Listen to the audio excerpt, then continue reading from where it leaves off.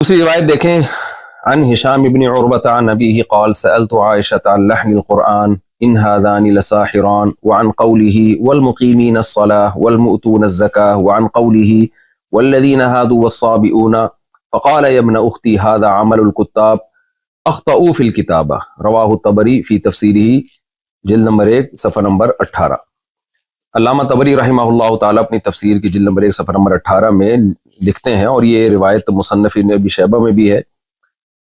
فرماتے ہیں کہ عبداللہ بن زبیر جو حضرت عائشہ کے بھانجے تھے، انہوں نے سیدہ عائشہ رضی اللہ تعالیٰ عنہا سے قرآن کی بعض آیتوں کے متعلق پوچھا۔ ظاہر ہے وہ آیتیں عام گرامر قاعدوں سے ہٹ کر تھیں، تو حضرت عائشہ رضی اللہ تعالیٰ عنہا سے ان کی جب تفسیر پوچھی تو حضرت عائشہ نے فرمایا کہ یبن اختی، اے میرے بھانجے، ھذا عمل الکتاب اخطئوا فی الکتابہ، یہ کاتبوں کا عمل ہے جنہوں نے کتابت میں خطا کی ہے۔ بسم اللہ الرحمن الرحیم۔ خود بدلتے نہیں قرآن بدل دیتے ہیں، ہوئے کس طرجہ فقیہان حرم بے توفیق۔ گزشتہ ایام میں ایک دیوبندی عالم انہوں نے ایک بیان دیا جس کے اندر قرآن کریم کے حوالے سے ان سے ایک غلط بات نکل گئی۔ وہ غلط بات نکل گئی اور انہوں نے نبی کریم صلی اللہ علیہ وسلم کا ان پڑھ ہونا اپنی اس گفتگو میں ثابت کیا کہ حضور کو پڑھنا لکھنا نہیں آتا تھا۔ ان کا مدعا یہ تھا کہ قرآن نازل ہوتا، صحابہ کرام گرامر کے اعتبار سے غلط لکھ لیتے، حضور کو تو پڑھنا ہی نہیں آتا تھا تو حضور کو بھی پتہ نہ چلتا، تو وہ غلط ہی آج تک لکھا تواتر سے چلتا آ رہا ہے۔ لوگوں نے ان کے اوپر کافی سرزنش کی، انہوں نے اس کے اوپر توبہ بھی کر لی۔ یہ ان کا اور اللہ کا معاملہ ہے، میں اس پر کسی قسم کی کوئی بات نہیں کرنا چاہتا۔ اس کے بعد انہوں نے اپنا ایک وضاحتی بیان دیا جس میں انہوں نے دلائل قائم کیے اس بات پر کہ جو میں کہہ رہا ہوں وہ صحیح کہہ رہا ہوں۔ انہوں نے اپنی اس آدھے گھنٹے کی گفتگو میں ایک دلیل دی۔ انہوں نے کہا قرآن نازل ہوتا تھا صحیح، کاتب لکھنے والا غلطی کر دیتا تھا، حضور علیہ السلام کو تو پڑھنا نہیں آتا تھا نعوذ باللہ، اور حضور کو کون سا پتہ چلتا تھا۔ اس کے اوپر انہوں نے دلیل دی، پہلے توبہ کر لی، پھر اپنے اس موقف کے اوپر انہوں نے دلائل پیش کیے۔ ایک انہوں نے دلیل کی دی، میں نے دلیل کو سنا، مجھے بڑا افسوس ہوا کہ ایک مفتی رینک کا بندہ اپنے آپ کو عالم دین کہنے والا اور اپنے ایک جماعت کے بڑے نامور مدرسے میں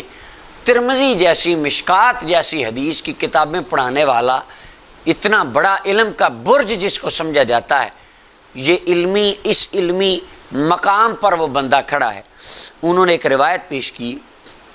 تفسیر تبری سے، جامع البیان تفسیر تبری، امام تبری رحمۃ اللہ علیہ کی، سورہ النساء آیت نمبر 162 نمبر آیت ہے، اس کی تفسیر کے اندر یہ روایت موجود ہے۔ میرے پاس جو نسخہ ہے یہ مکتبہ الفیصلیہ کا مکہ المکرمہ کا طبع ہے، اور اس کے اندر یہ چھٹا پارہ ہے، صفحہ نمبر 25 ہے۔ میرے پاس جو نسخہ ہے آیت نمبر 162 کی تفسیر میں آپ نکالیں گے آیت، یہ روایت آ جائے گی۔ اب روایت سن لیں، وہ مفتی صاحب نے بیان کی۔ حدثنا ابن حمید قال حدثنا ابو معاویہ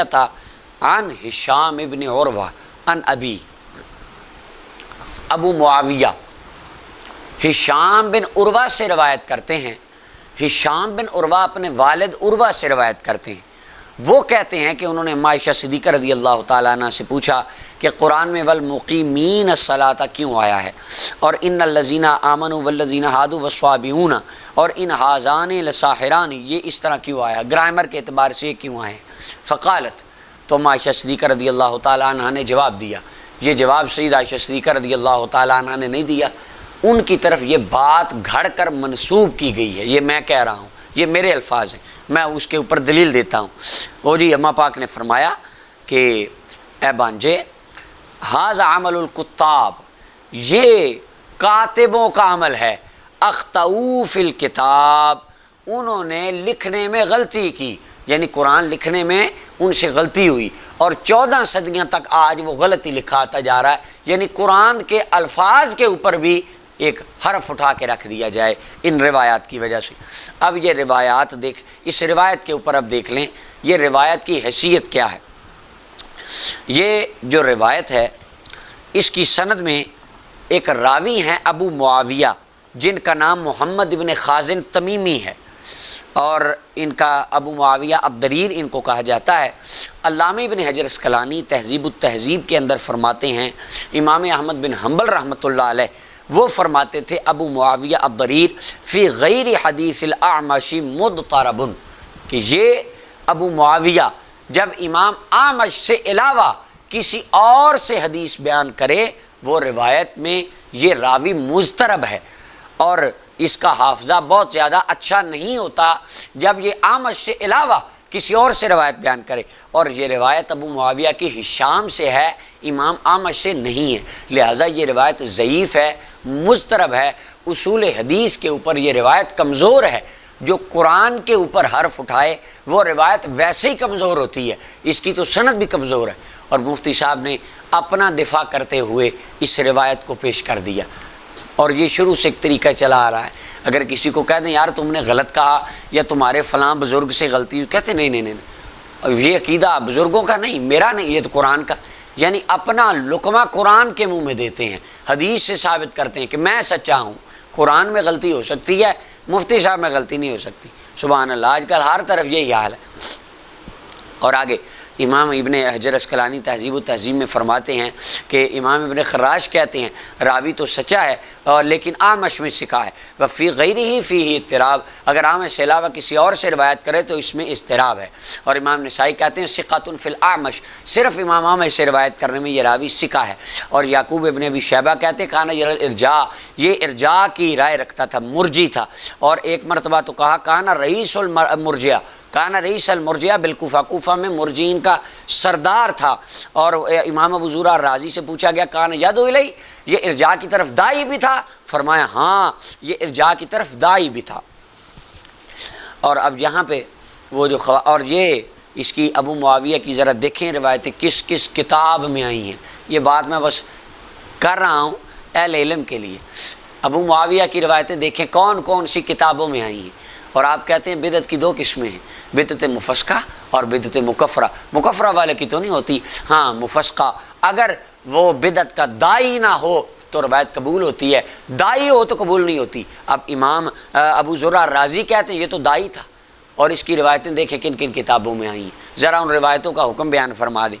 اور تو یہ خلاصہ یہ نکلا کہ یہ راوی امام اعمش سے روایت کرے تو ثقہ، اور سے روایت کرے تو اس کی روایت ضعیف اور مضطرب، اور یہ روایت اعمش سے نہیں ہے، دیگر سے، ہشام سے، لہٰذا یہ روایت کمزور ہے۔ اب اس طرح کی کمزور اور ضعیف روایتوں سے عقیدے ثابت نہیں ہوتے، اور قرآن کی صداقت کے اوپر حرف نہیں اٹھایا جا سکتا۔ اور امام جلال الدین سیوطی نے الاتقان فی علوم القرآن میں ایک اور روایت لکھی ہے، وہ کہتے ہیں کہ ابو عبید نے دوسری روایت، یعنی میرے آج کے لیکچر کی، ابو عبید کہتے ہیں فضائل القرآن میں، اس میں بھی اما عائشہ صدیقہ رضی اللہ عنہ سے پوچھا گیا، اس میں بھی یہی سند ہے، اگرچہ امام جلال الدین سیوطی نے اس کی سند کو صحیح کہا لیکن اس کی سند ضعیف ہے، کمزور ہے، اس میں بھی ابو معاویہ ہشام سے روایت کر رہا ہے، اصول محدثین کے مطابق وہ روایت بھی کمزور ہے۔ اگر بالفرض آپ کوئی بندہ ڈھونڈ کے کوئی وقوع کاف کی پہاڑیوں سے کوئی صحیح سند تلاش کر بھی لائے، اس طرح کی بات کی علامہ آلوسی فرماتے ہیں ھذا مشکل جدا، اس طرح کی صحیح روایتوں کو ماننا میرے لیے بڑا مشکل ہے، کیونکہ میں صحابہ کے بارے میں یہ گمان نہیں کر سکتا کہ انہوں نے عربی غلط لکھی، کیونکہ کم از کم آپ سے زیادہ عربی صحابہ کو آتی تھی اور ہم سے زیادہ عربی صحابہ کرام کو آتی تھی۔ یہ کیسے ہو سکتا ہے وہ عربی کے اندر بلاغت اور فصاحت کے پہاڑ ہوں، اس کے باوجود وہ سارے قرآن غلط لکھتے ہوں اور غلط پڑھتے ہوں، کسی ایک کو بھی پتہ نہ چلا ہو؟ یہ بات عقلاً محال ہے، لہٰذا آپ کی ساری روایتوں کا یہاں سے بالکل وہ لغو ہونا ثابت ہو جاتا ہے۔ امام قرطبی نے ابان بن عثمان کے اعتبار سے بھی یہ اس طرح کی ایک روایت لکھی ہے کہ کاتب لکھواتا تھا اور لکھنے والا غلط لکھ دیتا تھا، اور امام قشیری کہتے ہیں ھذا المسلک باطل، اس طرح کی روایات کے اوپر عقیدہ رکھنے والا مسلک ویسے ہی باطل ہے۔ اور ایک اور روایت حضرت عثمان غنی سے پیش کی جاتی ہے، انہوں نے مصحف قرآن کا دیکھا، اس میں گرامر کے اعتبار سے کوئی لفظ انہوں نے کہا یہ ٹھیک نہیں ہے، تو حضرت عثمان غنی رضی اللہ عنہ فرمایا عربی خود ہی پڑھ پڑھ کے ٹھیک کر دیں گے، نعوذ باللہ۔ امام سیوطی رحمۃ اللہ علیہ فرماتے ہیں ھذہ الآثار مشکلات جدا، یہ ساری روایتیں کمزور ہیں۔ اور آگے فرماتے ہیں لا یصح عن عثمان فإن اسنادہ ضعیف مضطرب منقطع، یہ ساری روایتیں جعلی اور گھڑی گئی ہیں، بالکل قرآن کی صداقت کے اوپر ان روایتوں کے ساتھ کوئی حرف نہیں آتا۔ لہٰذا قرآن کریم اگر کوئی کہے کہ یہ لفظ قرآن کا گرامر کے اعتبار سے غلط ہے تو ہم کہیں گے کہ عقل کو ہاتھ لگا لو بندے خدا کے، قرآن کو دیکھ کر گرامر بنی ہے، گرامر کو دیکھ کر قرآن نہیں بنا۔ قرآن صحیح ہے، گرامر غلط ہو سکتی ہے، لہٰذا قرآن کریم کی حقانیت پہ اس طرح کی جتنی روایات پیش کی جاتی ہیں وہ روایات بالکل کمزور اور لغو اور باطل ہیں۔ قرآن حق ہے اور قرآن سچ ہے۔ اللہ تعالیٰ آپ کو اور مجھے صحیح قرآن و سنت کا فہم عطا فرمائے۔